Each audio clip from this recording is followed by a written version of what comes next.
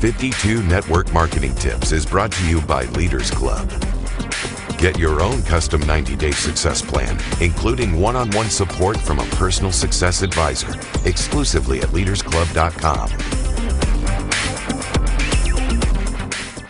Successful marketers constantly improve their marketing.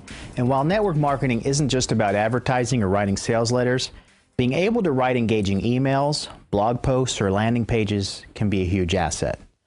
While this is a big topic I can't possibly cover in just a few minutes, I do want to give you some advice for writing better headlines.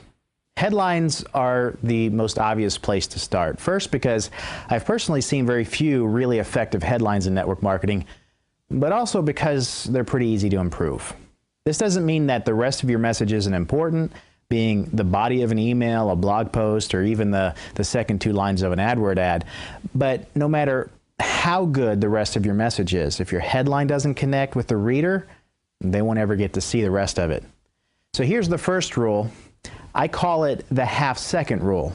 Your reader's going to decide within the first half second if they will continue to read your headline or bail and go on to something else. This is especially true with electronic communications like email. This means that you need to get to the point and you need to do it quick. You can't meander your way to a headline thinking that your prospect's going to stick with you.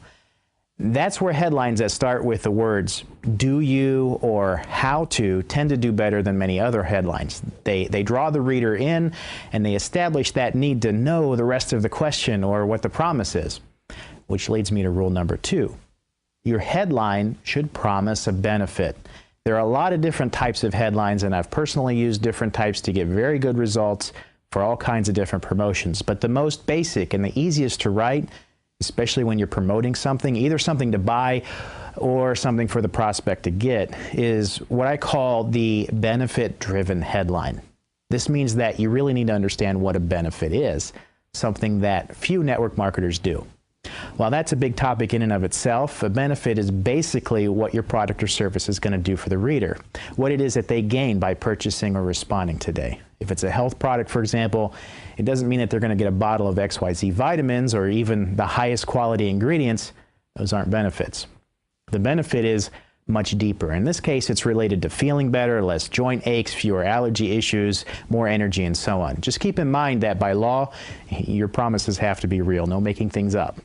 And be aware that there are laws related to what claims you can make depending on what you're promoting. So make sure you know at least the basics to keep yourself and your downline and even your company out of trouble.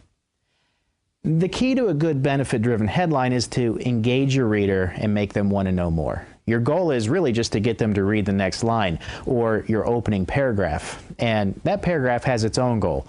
But you want to make sure that your message lines up with your headline or you create what's called a disconnect. Remember that if the reader doesn't understand the promise you're making or they believe that you're not going to be able to deliver, they're going to bail. And nowadays, we're all just a single click away. It just takes a click to move on. One piece of advice I give my students is to write a lot of headlines and then let them sit for a while.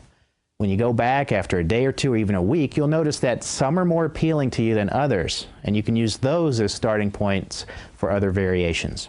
If you're advertising, you'll want to test those variations and to make sure that you know which ones are better, because our opinion means a whole lot less in the face of customers showing us what their real preferences are.